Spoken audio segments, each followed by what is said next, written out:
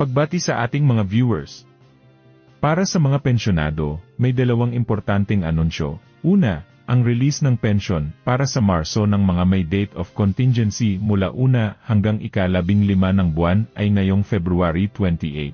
Mas maaga kaysa inaasahan dahil ang March 1 ay tumapat sa Sabado. Ayon sa SSS Circular, kapag ang pension date ay Sabado, Linggo, o holiday, ma-advance ito sa regular working day bago ang original date.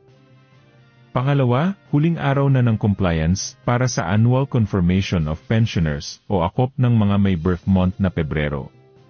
Kailangan mag-comply ang mga pensyonadong nasa abroad, 80 years old pataas, total disability, survivorship pensioners, at dependent children.